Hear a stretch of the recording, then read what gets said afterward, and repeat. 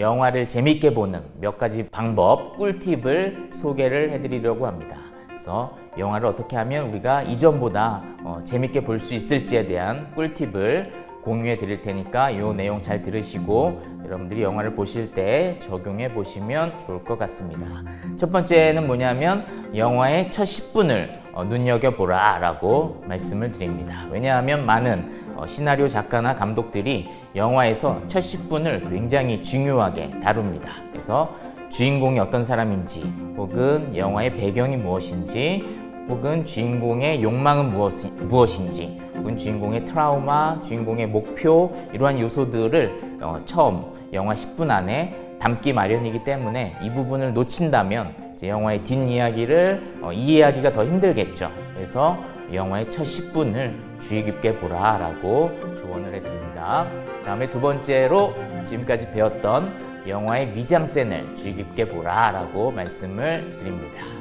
그래서 우리가 영화를 볼 때 단순하게 어떤 스토리가 어떻다라고 단순하게 줄거리를 기억한다든지, 혹은 이 영화가 재미있네, 재미없네 정도의 어떤 단편적인 감상평에 머문다면 이 영화를 깊게 향유하지는 못한 거겠죠. 그래서 지금 배웠던 그 미장센을 주의 깊게 보라 라고 또 한번 조언을 해드립니다. 그다음 세 번째로 영화를 재밌게 보는 굉장히 중요한 요소 중에 하나가 뭐냐면 바로 영화의 주인공의 변화와 성장을 보라 라고 말씀을 드리고 싶습니다. 그래서 대부분의 영화는 명확한 주인공이 있죠. 그리고 대부분의 우리가 재미있게 보는 영화, 대부분의 우리가 인생 영화라고 불리는 영화들을 보면 대체로 주인공의 시작과 끝이 굉장히 크게 변화한 그런 지점이 있음을 보게 됩니다.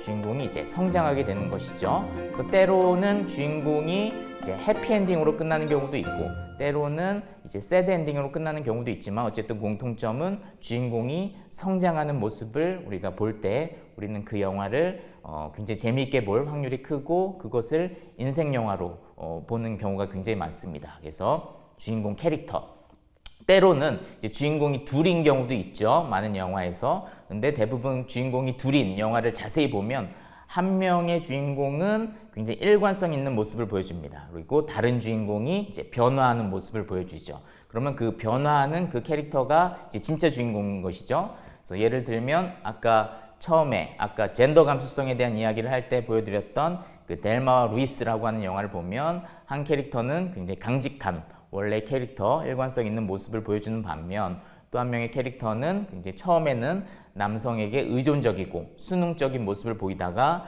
영화의 중반 이상으로 가면 그녀가 이제 서서히 자신의 욕망을 드러내고 성장하는 그런 변화의 모습을 보여주죠. 이렇게 주인공의 어떤 성장을 보여주는 이 요소에 집중을 한다면 이제 영화가 훨씬 더 재미있으리라고 생각이 듭니다.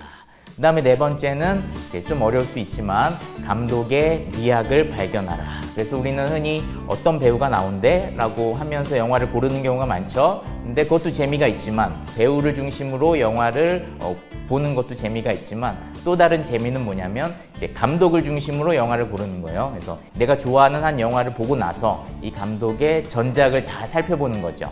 그러면 이 감독만의 일관성 있는 어떤 미학적인 특성이 발견이 됩니다. 그래서 그런 것들을 발견하면 이제 너무 재미있죠. 그래서 아까 예를 들었던 봉준호 감독의 어떤 지하실을 꾸준히 발견을 하면은 그 부분이 너무 흥미롭고, 그 안에서 이 감독의 어떤 개성과 예술관과 어떤 미학적인 특성이 발견되죠. 또 박찬욱 감독을 좋아하면 그 감독님만의 어떤 미학적인 특성을 발견하는 것도 굉장히 재미있고, 또 뭐 고레이다 히로카즈 감독을 좋아한다면 어떤 그분의 특성, 또 헐리우드에서 요즘 가장 핫한 크리스토퍼 놀란 감독의 영화를 꾸준히 살펴보는 것도 너무나도 흥미로운 지점이고, 그래서 감독에 따라서 영화를 보는 것도 굉장히 추천을 해드리는 방법 중에 하나입니다.